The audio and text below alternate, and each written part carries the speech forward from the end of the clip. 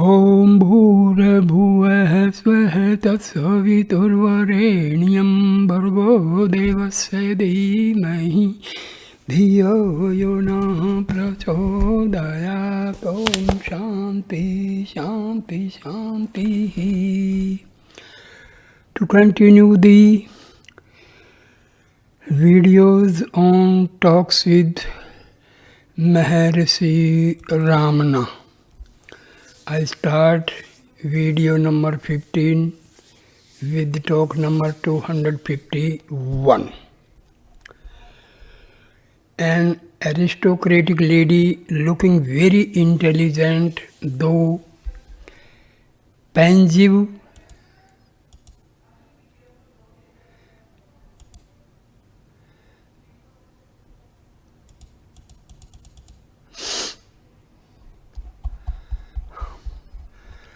asked, "We had heard of you, Maharshi, as the kindest and noblest soul. We had long desired to have your darshan. I came here once before on the 14th of last month, but could not remain in your holy presence as long as I wished. Being a woman and also young, I could not stand the people around, and so broke away hurriedly after asking one or two simple questions.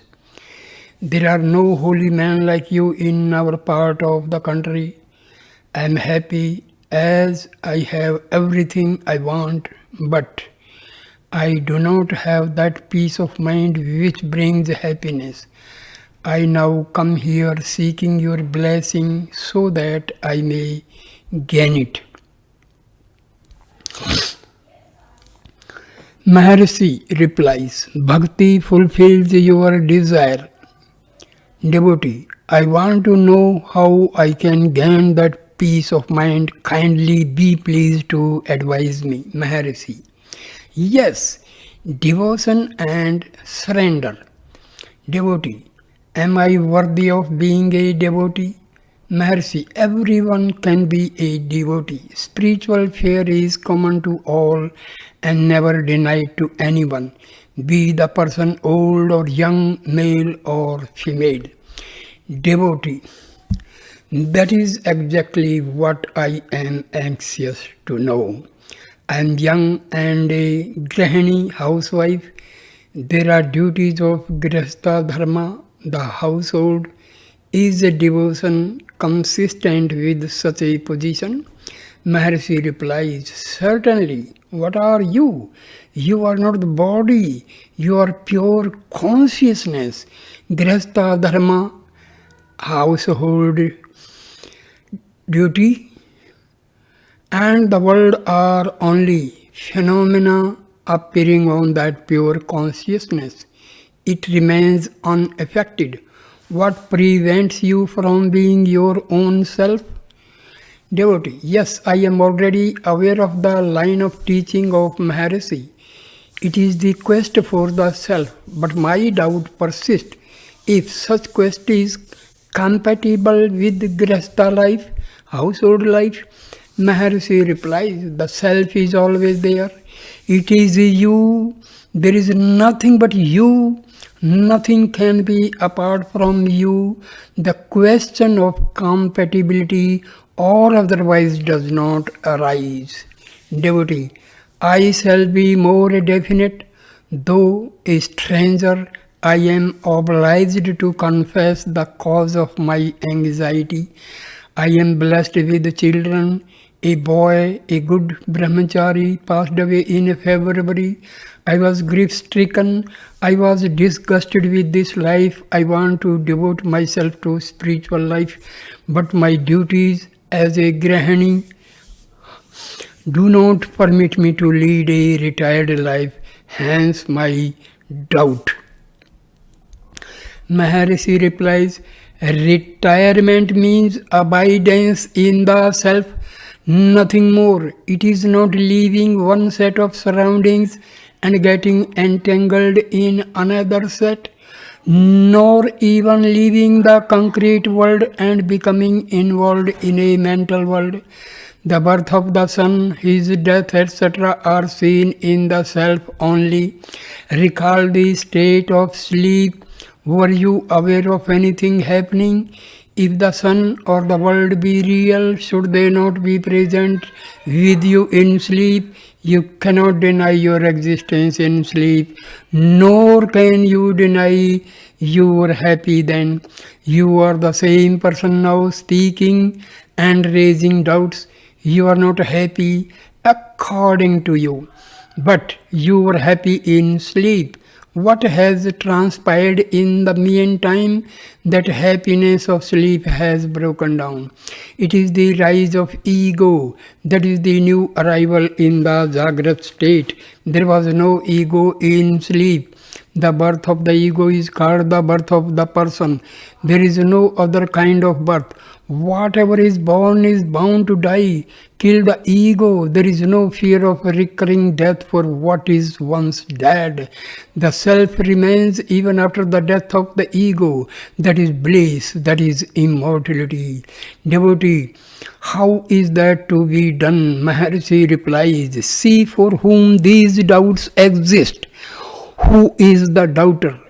Who is the thinker? That is the ego. Hold it. The other thoughts will die away.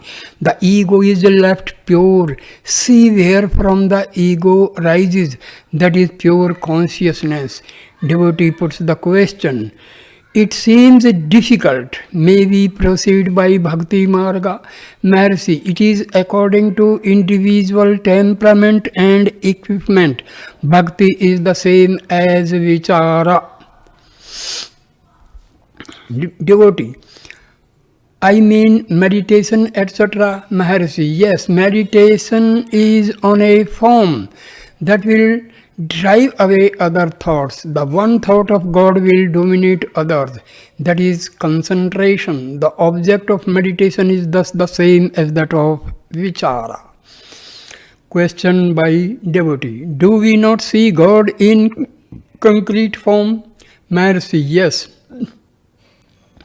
God is seen in the mind. The concrete form may be seen. Still it is only in the devotee's mind. The form and appearance of God manifestation are determined by the mind of the devotee. But it is not the finality. There is the sense of duality. It is like a dream vision. After God is perceived, Vichara commences. That ends in a realization of the self. Vichara is the ultimate route. Of course, a few find Vichara practicable, others find Bhakti easier. Question by devotee. Did not Mr. Brunton find you in London? Was it only a dream? Maharshi replies, yes, he had the vision. He saw me in his mind. Devotee, did he not see this concrete form? Maharshi, yes, still in his mind. Devotee, how shall I reach the self? Maharshi, there is no reaching the self. If the self were to be reached, it would mean that the self is not now and here, but that is, it should be got anew. What is got afresh will also be lost, so it will be impermanent. What is not permanent is not worth striving for. So I say the self is not reached. You are the self. You are already that. The fact is that you are ignorant of your blissful state. Ignorance supervenes and draws a veil over the pure bliss. Attempts are directed only to remove this ignorance. This ignorance consists in working knowledge. The wrong knowledge consists in the false identification of the self with the body, the mind, etc. This false identity must go and there remains the self. Question by devotee. How is that to happen? Maharshi replies, by inquiry into the self. Devotee. It is difficult. Can I realize the self? Maharaj, kindly tell me. It looks so difficult. Maharshi replies, you are already the self. Therefore, realization is common to everyone. Realization knows no difference in the aspirants. This very doubt, can I realize, or the feeling I have not realized, are the obstacles. Be free from these also. Question by devotee. But there should be the experience. Unless I have the experience, how can I be free from these afflicting thoughts? Mercy. These are also in the mind. They are there because you have identified yourself with the body. If this false identity drops away, ignorance vanishes and truth is revealed. Devotee puts the question, yes, I feel it difficult. There are disciples of Bhagavan who have had His grace and realized without any considerable difficulty. I too wish to have that grace. Being a woman and living at a long distance, I cannot avail myself of Maharshi's holy company as much as I would wish and as often as I would. Possibly I may not be able to return. I request Bhagavan's grace. When I am back in my place, I want to remember Bhagavan. May Bhagavan be pleased to grant my prayer. Maharshi, where are you going? You are not going anywhere. Even supposing you are the body, has your body come from Lucknow to Trivandrum? You had simply sat in the car and one convenience or another had moved, and finally you say that you have come here. The fact is that you are not the body. The self does not move. The world moves in it. You are only what you are. There is no change in you. So then, even after what looks like departs from here, you are here and there and everywhere. These scenes shift. As for grace, grace is within you. If it is external, it is useless. Grace is the self. You are never out of its operation. Grace is always there. My dear friends, make note of these utterances of Bhagavan.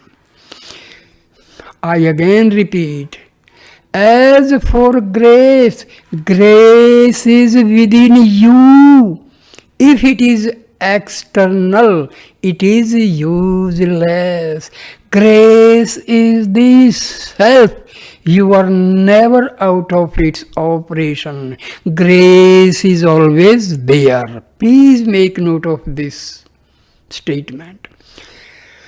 Question by devotee. I mean that when I remember your form, my mind should be strengthened and that response should come from your side too. I should not be left to my individual efforts, which are after all only weak. Maharshi replies, grace is the self. I have already said, if you remember Bhagavan, you are prompted to do so by the self. Is not grace already there? Is there a moment when grace is not operating in you? Your remembrance is the forerunner of grace. That is the response. That is the stimulus. That is the self. And that is grace. There is no cause for anxiety. Devotee. Can I engage in spiritual practice even remaining in samsara? Mercy, yes, certainly one ought to do so. Question by devotee. Is not samsara a hindrance? Do not all the holy books advocate renunciation? Very, very good question, dear friends. Very, very good. Try to understand this. Maharshi replies, samsara is only in your mind. The world does not speak out saying, I am the world, Otherwise, it must be ever there, not excluding your sleep. Since it is not in sleep, it is impermanent. Being impermanent, it has no stamina. Having no stamina, it is easily subdued by the self. The self alone is permanent. Renunciation is not identification of the self with the non-self. On the disappearance of ignorance, the non-self ceases to exist. That is true renunciation. Question by devotee. Why did you then leave your home in your youth? Maharshi. That is my prarabdha fate. One's course of conduct in this life is determined by one's prarabdha. My prarabdha is this way. Your prarabdha is that way. Devotee. Should I not also renounce? Maharshi, if that had been your prarabdha, the question would not have arisen. Devotee, I should therefore remain in the world and engage in spiritual practice. Well, can I get realization in this life, Maharshi? This has been already answered. You are always the self. Earnest efforts never fail. Success is bound to result. Devotee, will Maharshi be pleased to extend grace to me also?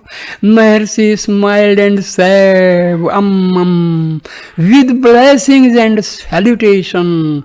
The interview came to a close and the party departed directly. Wonderful. 30th September 1936. Talk number 252. Devotee. Sri Ramakrishna touched Vivekananda and the latter realized bliss. Is it possible, Maharshi? Maharshi replies, Sri Ramakrishna did not touch all for that purpose. He did not create Atma. He did not create realization. Vivekananda was ripe. He was anxious to realize. He must have completed the preliminary course in his past births. Such is possible for ripe persons only. Devotee puts a question, can the same miracle be worked for all? Maharshi, if they are fit, fitness is the point. A strong man controls the weaker man. A strong mind controls the weaker mind. That was what happened in the case cited. The effect was only temporary. Why did Vivekananda not sit quiet? Why did he wander about after such a miracle? Because the effect was only temporary. Devotee puts a question, how is the mind to dive into the heart, Maharshi? The mind now sees itself diversified as the universe. If the diversity is not manifest, it remains in its own essence. That is the heart. Entering the heart means remaining without distractions. The heart is the only reality. The mind is only a transient phase. To remain as one's self is to enter the heart. Because a man identifies himself with the body, he sees the world separate from him.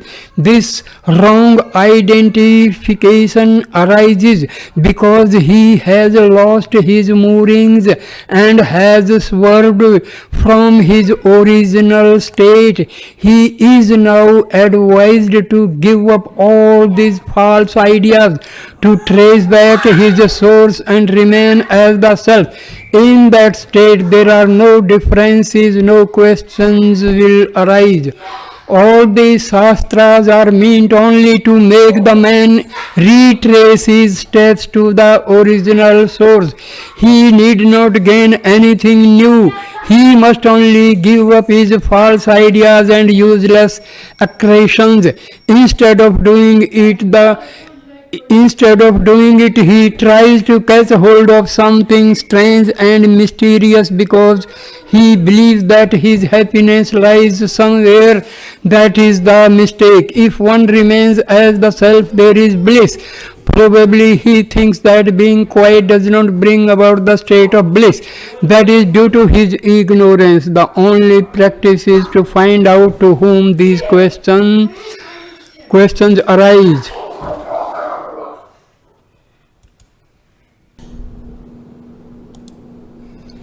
How to control lust, anger, etc. Maharshi replies, whose are these passions? Find out. If you remain as the self, there will be found to be nothing apart from the self, then there will be no need to control, etc. Devotee question. If a person whom we lose, if a person whom we love dies, grief results. Shall we avoid such grief by either loving all alike or by not loving at all? Maharshi. If one dies, it results in grief for the other who lives. The way to get rid of grief is not to live. Kill the one who grieves. Who will remain then to suffer? The ego must die. That is the only way.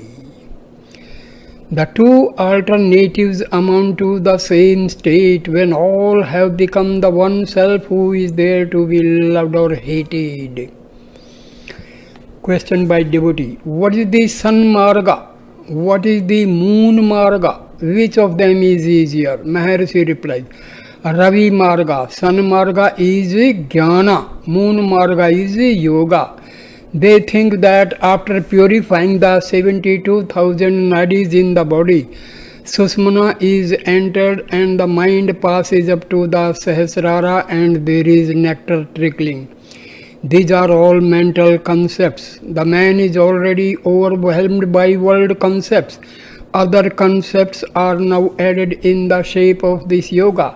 The object of all this is to rid the man of concepts and to make him inhere as the pure self, that is, absolute consciousness bereft of thoughts.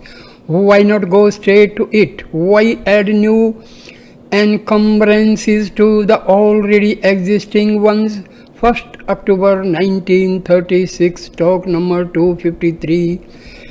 Mr. F.G. Pierce, Principal, Scindia School, Gwalior, Bhagwan has stated in Sadvidya Anubandham, Supplement Sloka 36, the illiterates are certainly better off than the literates whose egos are not destroyed by the quest of the self. This being so, could Bhagwan advise a schoolmaster who feels this to be true how to carry on education in such a way that the desire for literacy and intellectual knowledge may not obscure the more important search for the self? Are the two incompatible? If they are not, then from what age and by what means can young people best be stimulated towards the search for the real truth within? Maharshi replies, pride of learning and desire for appreciation are condemned and not learning itself. Learning leading to search for truth and humanity is good.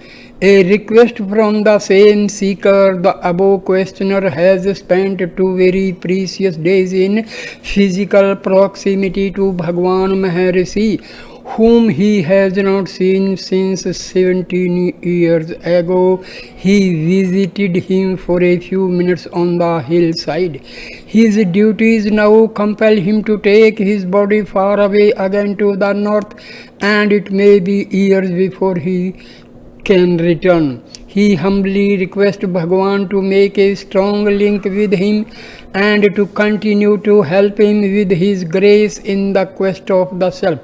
Maharshi had a gentle smile for this. Talk number 254. Mr. Duncan Greenlees,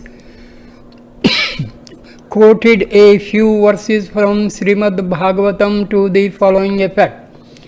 See the self in yourself like the pure ether in all beings in and out.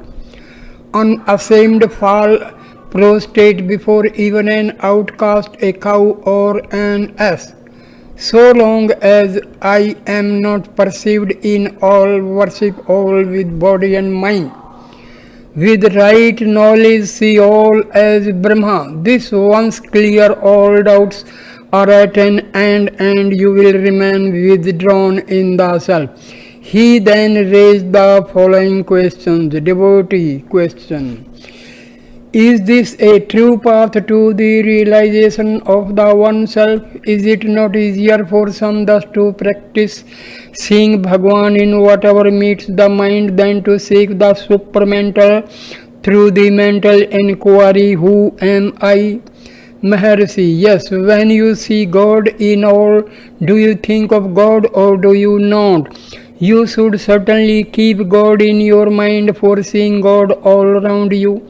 Keeping God in your mind becomes dhyana. Dhyana is the stage before realization. Realization is in the self only.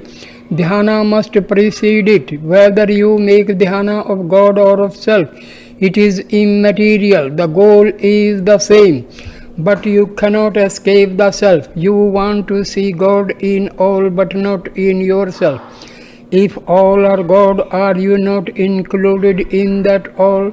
Yourself being God, is it a wonder that all are God? There must be a seer and thinker for even the practice. Who is he? Devotee puts the question through poetry, music, japa, bhajan, beautiful landscapes, reading the lives of spiritual heroes, etc. One sometimes experiences a true sense of all unity. Is that feeling of deep, blissful quiet wherein the personal self has no place, the entering into the heart whereof Bhagwan speaks? Will practice of that lead to a deeper samadhi and so ultimately to a full vision of the real? Maharshi replies, again there is happiness at agreeable sights, etc. It is the happiness inherent in the self. That happiness is not alien, and after you are diving into the pure self on occasions which you consider pleasurable, that diving reveals the self-existent bliss. But the association of ideas is responsible for foisting this bliss onto other things or happenings. In fact, it is within you. On these occasions you are plunging into the self. Though unconsciously you do so, consciously you call it realization. I want you to dive consciously into the self, that is into the heart. Talk number 255. Devotee puts the question, if the self be always realized, we should only keep still. Is that so, Maharshi? If you can keep still without engaging in any other pursuits, it is very good. If that cannot be done, where is the use of being quiet so far as realization is concerned? So long as one is obliged to be active, let him not give up the attempt to realize the self. Talk number 256. A question was asked regarding the position of one whose jnana is weak in the scheme of things. The doubt was if that Mandaryani had stopped short of Kevala Nirvikalpa. Maharshi replies, Kevala Nirvikalpa happens even in the Tanumanasi stage of attenuated mind. Devotee puts the question, the middling and superior jnanis are said to be Jivan Muktas. Kevala Nirvikalpa is in Tanumanasa. Where does one whose jnana is weak fit in? Maharshi replies, he comes in Sattvapatti realization, whereas the middling and the superior ones come in Asma Sakti and Padratha Bhavini respectively. Padarth Bhavani respectively. This division as a dull, middling and superior is according to the momentum of Prarabdha. If it is strong, he is weak. If it is middling, he is middling too. If Prarabdha is weak, he is superior. If it is very weak, he is in Turyaga. There is no difference in the samadhi state or the jnana of the jnani. The classification is only from the standpoint of the observer. Is Tanumanasi the same as Mumukshutva? Maharshi know the six qualities: discrimination, dispassion, and Mumukshutva, etc. precede Subhecha. The first stage follows Mumukshutva, then comes the Vicharana, search, then the tenuous mind. Direct perception is in Sattvapati, realization. There is no need to discuss similar points. Jivan Mukti and Videha Mukti are differently described by different authorities. Videha Mukti is sometimes said to occur even when the man is seen with a body. The fact is that Mukti is another name for Aham, I. The seven Jnana Bhumikas, stage of knowledge are Subhecha, desire for enlightenment, 2. Vicharana, hearing and reflection, 3. Tanumanasi, tenuous mind, 4th. Sattvapati, self-realization, 5th. Asma Sakti, non-attachment, 6th. Padartha Bhavani, absolute non-perception of objects, 7th. Turyaga, beyond words. Those who have attained the last four bhumikas are respectively called Brahmavitve, Brahmavidavara, Brahmavidvarya, and Brahmavidvarishta. Talk number 257. Devotee puts a question. A certain young man from Dindigul spoke to Sri Bhagavan, saying that he had learned by his stay for a few days that all that he needed to was to inquire, who am I? He wanted to know if any discipline was to be observed and started with the question, where should I do the inquiry, meaning if he should do it in Guru Sannidhi, the presence of the Master. Maharshi, the inquiry should be from where the I is. Devotee, people labor for gaining the summum bonum of life. I think that they are not on the right track. Sri Bhagavan has made considerable tapas and achieved the goal. Sri Bhagavan is also desirous that all should reach the goal and willing to help them to that end. His vicarious tapas must enable others to reach the goal rather easily. They need not undergo all the hardships which Sri Bhagavan has already undergone. Their way has been made easy for them by Sri Bhagavan. Am I not right? Maharshi replies. Maharshi smiled and said, if that were so, everyone would easily reach the goal, but each one must work for himself. Talk number 258. Devotee puts a question. A young man from Mysore gave a written slip to Sri Bhagavan and waited for an answer. He had asked Sri Bhagavan to say where other Mahatmas could be found whom he might approach for guidance. He confessed that he had left his home without informing his elders in order that he might seek God through Mahatmas. True, he knew nothing of God or of search for him, therefore he desired to see Mahatmas. Sri Bhagavan simply returned the note saying, I must answer any and every question. Unless I do so, I am not great.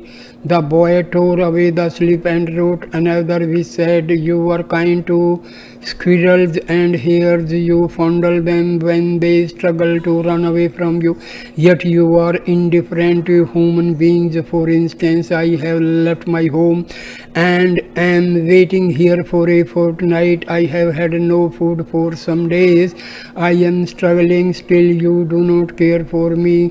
Maharshi replies, look here, I am not endowed with television. God has not bestowed that gift on me. What shall I do? How can I answer your questions? People call me Maharshi and treat me like this, but I do not see myself as a Maharshi. On the other hand, everyone is a Maharshi to me.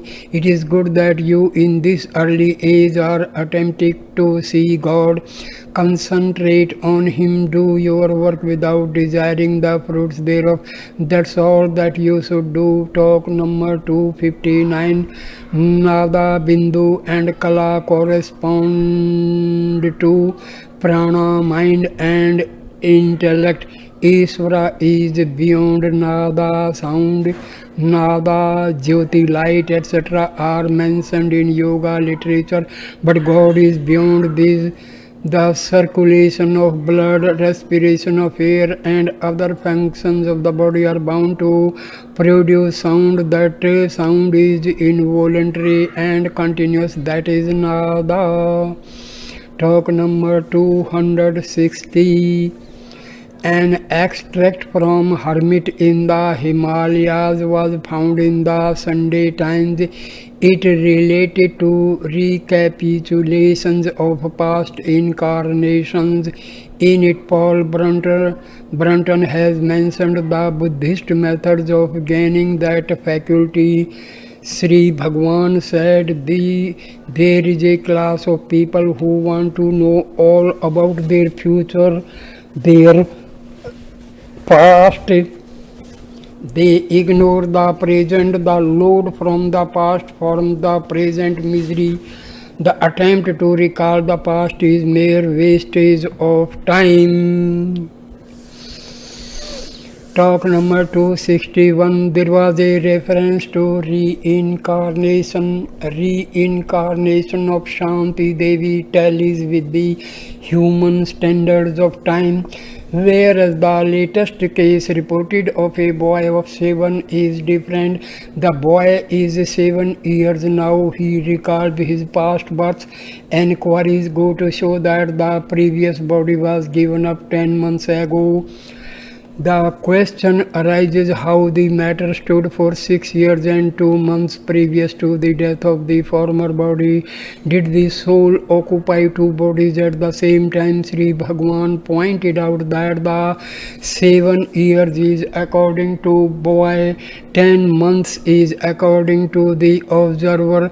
The difference is due to these 2 different upadhis. The boy's experience extending to 7 years has been calculated by the observer to cover only 10 months of his own time. Sri Bhagwan again referred to Leela's story in Yoga Vasishtha. Talk number 262. Dr. Sayyid, a Muslim professor, is now here. A skeptic friend of his had confronted him with the question, what miracle does your Maharshi work? He had replied that the ordinary people, being no better than animals, are made man, and that we, being only his children, are endowed with strength by Maharshi. He desired to know if he was right in replying to him. Refreshing peace within is the highest miracle. Maharshi possesses it. What is that to us? The other man asked. I replied, the same peace is bestowed on all visitors to be shared by them. Mr. Paul Brunton has mentioned it in his book. Everyone feels it every day in Maharshi's presence. The whole conversation was mentioned to Sri Bhagwan with the following addition. Parsurama has said that he felt some refreshing peace within when he met Samvirta on the way, so he made him out to be a great saint. Is not such peace the sole criterion of a Mahatma's presence? Is there anything else? Sri Bhagwan said, a Madhva saint, Tattva Prayar, had composed a Bharani on his master Savrupanand. Pandits objected to the composition, saying that it was reserved to such as have killed more than 1,000 elephants in battle, whereas Savrupanand was an idle man sitting somewhere unknown to people, and he did not deserve that panegyric. Tatvarwar asked them all to assemble before his master so that they might see for themselves if he could slay 1,000 elephants at a time. They did so. As soon as they appeared, they were struck dumb and remained in beatific peace for a few days without the least movement. When they regained their senses, they saluted both the master and the disciple, saying that they were more than satisfied. Savrupanand excelled the warriors in that he could subdue the egos, which is a much more formidable task than slaying 1,000 elephants. Maharshi said that the moral was clear. Peace is the sole criterion of a Mahatma's presence. 20th October 1936. Talk number 263. Dr. Syed puts a question. Sri Bhagwan says that the heart is the self. Psychology has it that malice, envy, jealousy and all passions have their seat in the heart. How are these two statements to be reconciled? Maharshi replies, the whole cosmos is contained in one pinhole in the heart. These passions are part of the cosmos. They are avidya, ignorance. Devotee, how did avidya arise? Maharshi replies, avidya is like Maya. See who is not is Maya, illusion. Similarly, that which is not is ignorance. Therefore, the question does not arise. Nevertheless, the question is asked. Then ask, whose is the avidya? Avidya is ignorance. It implies subject and object. Become the subject and there will be no object. Devotee puts a question, what is avidya? Maharshi replies, ignorance of self. Who is ignorant of the self? The self must be ignorant of self. Are there two selves? Talk number 264. Devotee, does Bhagwan see the world as part and parcel of himself? How does he see the world? Maharshi replies, the self alone is and nothing else. However, it is differentiated owing to ignorance. Differentiation is threefold. Number 1, of the same kind. Number 2, of different kind. Number 3, as parts in itself. The world is not another self similar to the self. It is not different from the self, nor it is part of the self. Devotee, is not the world reflected on the self? Maharshi, for reflection there must be an object and an image, but the self does not admit of these differences. Devotee, does not then Bhagwan see the world? Maharshi, whom do you mean by Bhagwan? Devotee, a jiva advanced more than I. Maharshi, if you understand your jiva, the other jiva is also understood.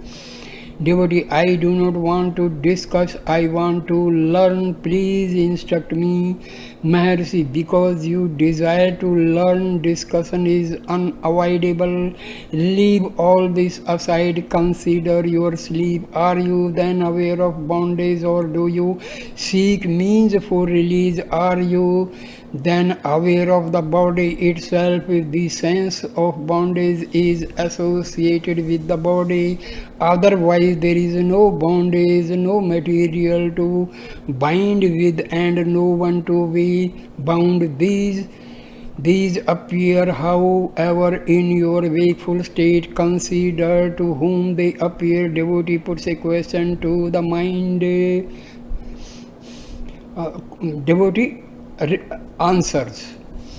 Maharshi, watch the mind, you must stand aloof from it. You are not the mind, and the self will remain ever. Devotee, does Sri Bhagwan believe in evolution? Maharshi, evolution must be from one state to another. When no difference are admitted, how can evolution arise? Devotee, why does Sri Krishna say after several rebirths the seeker gains knowledge and thus knows me? There must be evolution from stage to stage. Maharshi replies, how does Bhagavad Gita begin? Neither I was not, nor you, nor these chiefs, etc. Neither it is born, nor does it die, etc. So there is no birth, no death, no present. As you look at it, reality was, is, and will be. It is changeless. Later, Arjuna asked Sri Krishna how he could have lived before Aditya. Then Krishna, seeing Arjuna was confounding him with the gross body, spoke to him accordingly. The instruction is for the one who sees diversity. In reality, there is no bondage nor mukti for himself or for others. From the Jnani's standpoint, devotee are all in liberation. Maharshi, where is all? There is no liberation either. It could be only if there was bondage. There was really no bondage, and so it follows there is no liberation. Devotee, but to evolve through births, there must be practice, years of abhyasa. Maharshi, abhyasa is only to prevent any disturbance to the inherent peace. There is no question of years. Prevent this thought at this moment. You are only in your natural state, whether you make abhyasa or not. Another man asked, why do not all realize the self in that case? Maharshi, it is the same question in another guise. Why do you raise this question? Inasmuch as you raise this question of abhyasa, it shows you require abhyasa. Make it, but to remain without question or doubts is the natural state. God created man and man created God. They both are the originators of forms and names only. In fact, neither God nor man was created. 21st October 1936, talk number 265. The aristocratic lady again came after a few days, went straight to Bhagwan, saluted him and said, I came last time with my husband and children. I was thinking of their food and time was pressing, so I could not stay here as long as I would have wished, but I was later worried over the hurried nature of the visit. I have returned now to sit quiet and imbibe Sri Bhagwan's grace. May he give me strength of mind. The hall was already kept clear of people. She sat on a crude carpet in front of Sri Bhagwan. Sri Bhagwan said, smiling, yes, silence is perpetual speaking. Ordinary speech hinders that heart-to-heart talk. She agreed and sat quiet. Sri Bhagwan was sitting, reclining on the sofa. His eyes were fixed in her direction with a gracious smile, and on his lips both remained silent and motionless for about an hour. Prasad was distributed. The lady said, now I want to return. The river between Bangalore and this place is in floods. On my way here, a bus was overturned in the flood. My car came later and I saw the sad accident. Still, I was not afraid to ford the river. My car came out safe. I would like to return in daytime. And this time I shall not say is the last time I shall come. As I said on former occasions, I do not know, but it may be so. Yet Maharshi should give me strength of mind. I long for bhakti. I want more of this longing. Even realization does not matter for me. Let me be strong in my longing. Maharshi, if the longing is there, realization will be forced on you even if you do not want it. Subhecha is the doorway for realization. Devotee, let it be so, but I am content with longing even when I am away from this place. I must not relax in my devotion. May Sri Bhagwan give me the necessary strength. Such longing could only be through His grace. I am personally too weak. Again, when I was here on a previous occasion, I asked several questions, but I could not follow Sri Bhagwan's answers. I thought I would not ask any more questions, but only sit quiet in his presence, imbibing grace which might be extended to me. So I do not pursue Maharshi with more questions this time. Only let me have his grace. Maharshi, your repeated visits to this place indicate the extension of grace.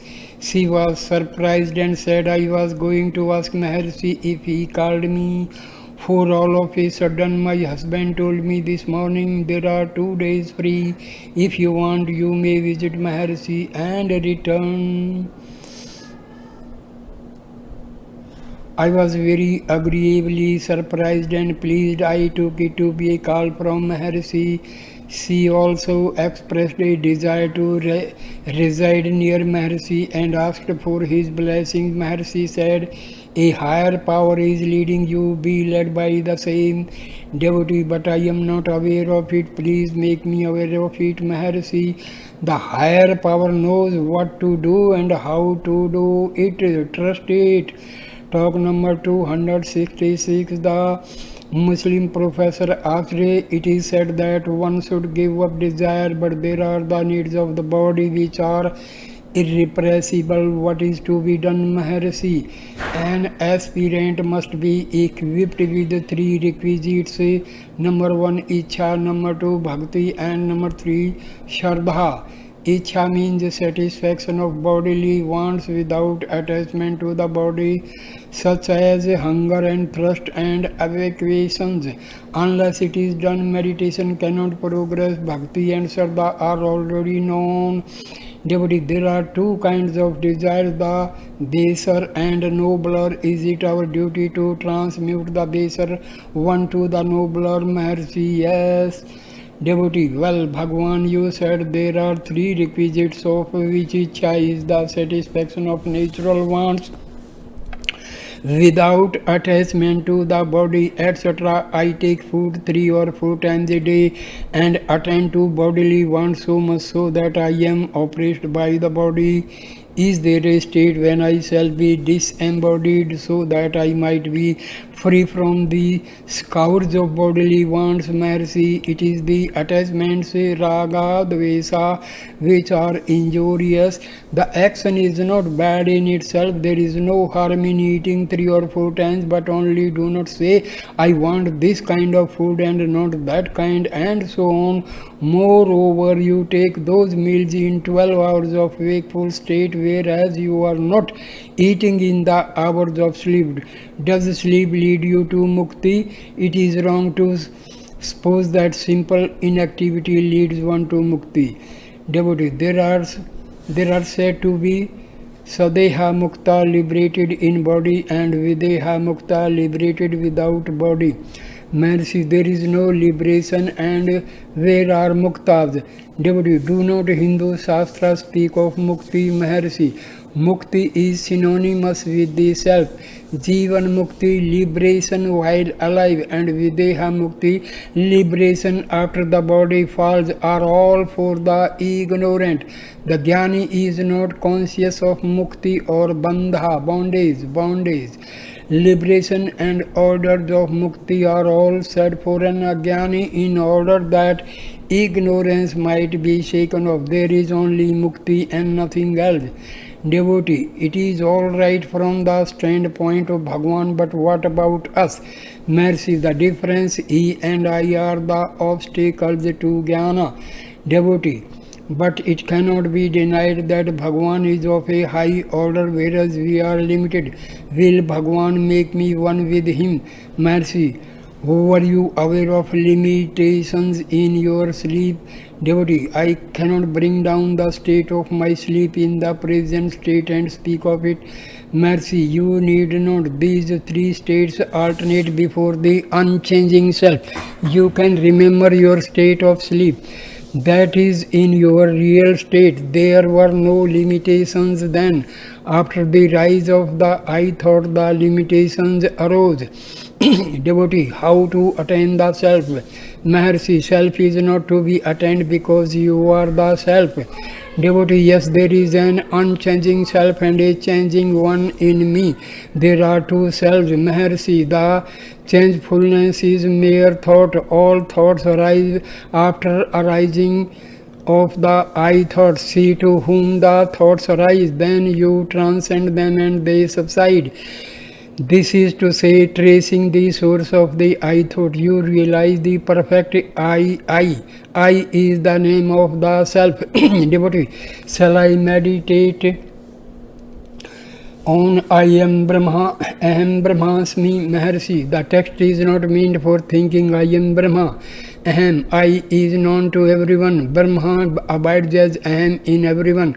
Find out the I is already Brahma. You need not think so, simply find out the I. Devotee is not a discarding of the seeds mentioned in the Shastras. Maharshi, after the rise of the I thought, there is the false identification of the I with the body, the senses, the mind, etc. I is wrongly associated with them and the true I is lost sight of. In order to shift the pure I from the contaminated I, this discarding is mentioned, but it does not mean exactly discarding of the non-self, but it means the finding of the real self. The real self is the infinite I, that is, I is perfection. It is eternal, it has no origin and no end. The other I is born and also dies. It is impermanent. See to whom are the changing thoughts, they will be found to arise after the I thought. Hold the I thought, they subside. Trace back the source of the I thought, the self alone will remain. Devotee, it is difficult to follow. I understand the theory, but what is the practice? Maharshi, the other methods are meant for those who cannot take to the investigation of the self. Even to repeat Aham Brahmasmi or think of it as a doer is necessary. Who is it? It is I. Be that I. It is the direct method. The other method also will ultimately lead everyone to this method of the investigation of the self. Devotee, I am aware of the I, yet my troubles are not ended. Maharshi, this I thought is not pure, it is contaminated with the association of the body and senses. See to whom the trouble is. It is to the I thought, hold it, then the other thoughts vanish. Devotee, yes, how to do it? That is the whole trouble. Mercy, think I, and hold to that one thought to the exclusion of all other thoughts. So I end this video here, and the next video number 16 will start talk number 267, 23rd October 1936, and page 242.